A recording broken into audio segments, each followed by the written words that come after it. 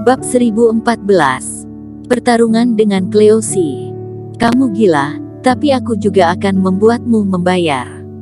Aku akan menghancurkanmu dengan 3 jurus dan memberitahumu akibat karena telah menghina klan iblis. Cleosi merasa kesal dengan Erikin. Raut wajahnya berubah tiba-tiba.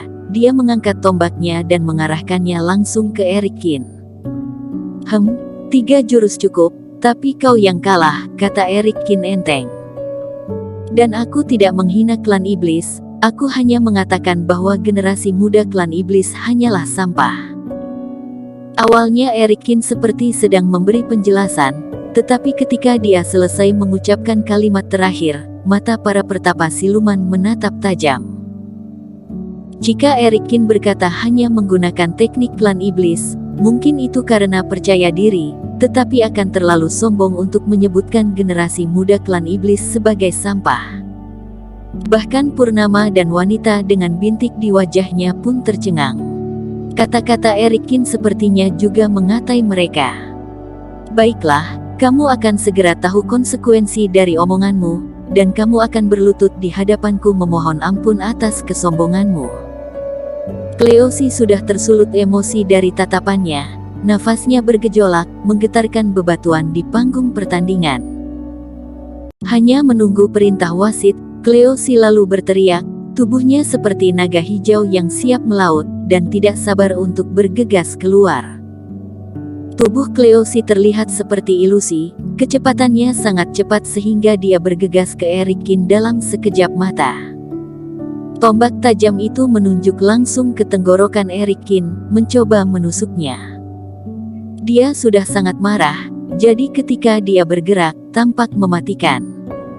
Mata Erikin dingin, dan napasnya sudah mengalir keluar.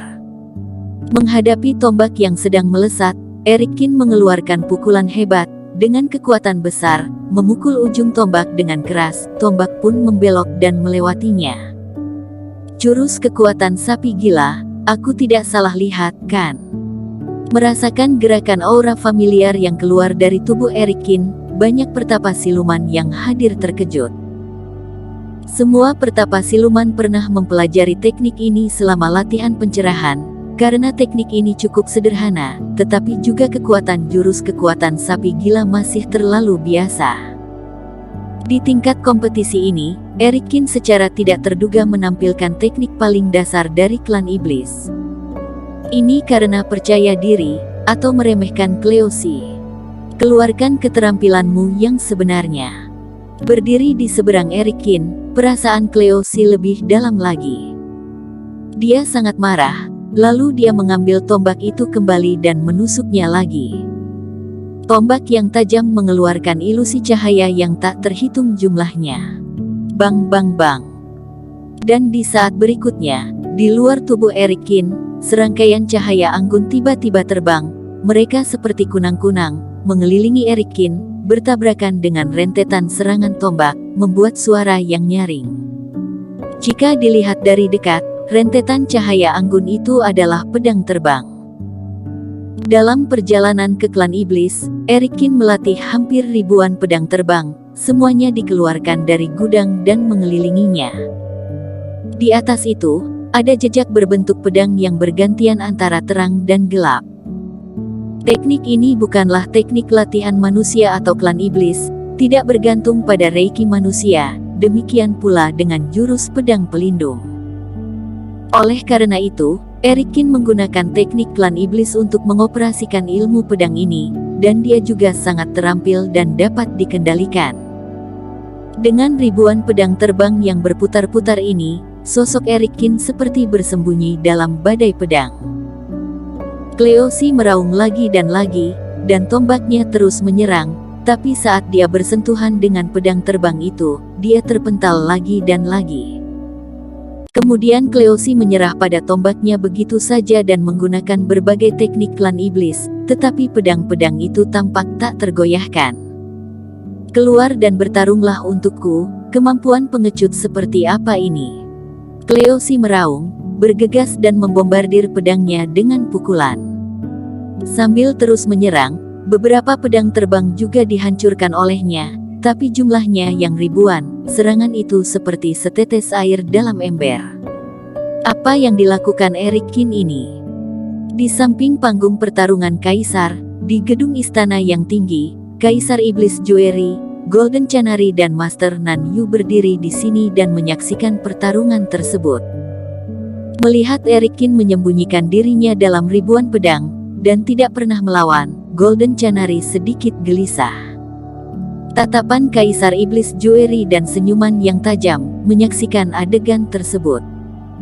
Dia berjanji kepada Kaisar untuk menggunakan teknik klan iblis untuk mengalahkan Cleo Si. Meskipun teknik pedang ini hampir tidak bisa dianggap sebagai teknik dari klan iblis, tapi anak ini ingin membuat Cleo Si rugi banyak. Jika ingin menang, Eric Kin sebenarnya sudah menang. Jika pedang-pedang itu berubah dari posisi pertahanan menjadi menyerang, Cleo Si akan sulit melawan. Master Nan Yu mengangguk sambil berkata, anak ini menggunakan panggung pertandingan sebagai latihan tarung. Kaisar Iblis Joeri tiba-tiba melihat ke udara. Pada saat itu, sebuah bentuk telapak tangan berwarna merah menyala mengambang dan membesar di langit. Aku dengar bahwa beberapa hari yang lalu dia baru mempelajari jurus telapak Kaisar. Dalam waktu singkat dia dapat mempraktikkan seni tertinggi klan iblis. Orang ini memang seorang jenius, atau boleh dibilang seorang jenius yang tiada taraf. Nan Yu mengangguk. Nan Yu, aku punya ide. Karena dia bisa menguasai teknik klan iblis dengan sangat cepat dan menyeluruh, lebih baik memberinya posisi itu. Kaisar Iblis Joeri berkata. Mata Nan Yu membelalak karena mendengar ide Kaisar Iblis Joeri. Yang mulia, aku tidak keberatan, tetapi tidak ada manusia yang pernah melakukan ini, dan dapatkah dia melakukannya dengan baik? Akan selalu ada pengecualian, dan aku juga berharap dia akan melakukan sesuatu yang menggemparkan dunia pada posisi itu. Kaisar Iblis Joeri tersenyum tipis dan berkata, jurus telapak Kaisar saja sudah ia gunakan, dan pertarungan ini akan segera berakhir. Jurus telapak Kaisar. Rupanya begitu. Di tengah badai pedang itu, Eric Kin perlahan membuka matanya. Ini adalah pertama kalinya dia benar-benar mengeluarkan bentuk sempurna jurus telapak Kaisar. Biarpun prosesnya agak lama, tapi dia juga mendapatkan banyak pengalaman. Merasa prosesnya sudah selesai, pandangan Eric Kin menerobos pedang terbang lalu melihat ke arah Cleo Si. Pertama kalinya menggunakan jurus telapak Kaisar, itu sudah hal yang remeh untuk anak ini. Meskipun Cleo Si mungkin tidak berpikir demikian. Eric Kin tersenyum, dia melambaikan tangannya tiba-tiba, melepaskan bilah pedangnya, dan kemudian perlahan menunjuk ke arah Cleo Si. Langit bergemuruh, dan telapak tangan besar berwarna merah menyala tiba-tiba jatuh seperti meteor. Di atas panggung pertandingan, Cleo Si, yang fokusnya tertuju pada Eric Kin, tidak menyadari pergerakan abnormal di udara. Dia melihat pedang Eric Kin perlahan-lahan melambat, dan kemudian menghilang, matanya bersinar.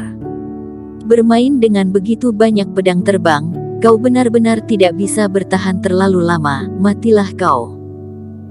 Cleo Si sangat bersemangat, berpikir bahwa dia sudah mendapat kesempatan untuk menang. Dia memegang tombak lagi, mengangkat tombak tinggi-tinggi, seperti tongkat panjang dan melemparkannya. Cleo Si, dasar bodoh, lari. Dari atas panggung pertandingan, Forito di sebelah Purnama, tak bisa menahan untuk berteriak. Dari luar dan dalam panggung pertandingan, selain Cleo Si, semua orang juga melihat perubahan abnormal langit. Awan warna merah jatuh dari langit, terbakar dengan api yang mengerikan, dan kecepatan jatuh sangat cepat, hampir dalam sekejap mata, sudah mendekati kepala Cleo Si.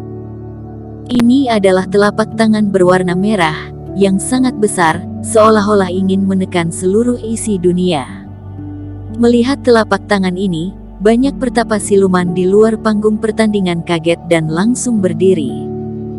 Jurus telapak Kaisar, ini jurus telapak Kaisar. Bersambung. Terima kasih telah menonton video ini sampai akhir. Jangan lupa subscribe dan nantikan kisah episode selanjutnya hanya di Novel Story. Salam.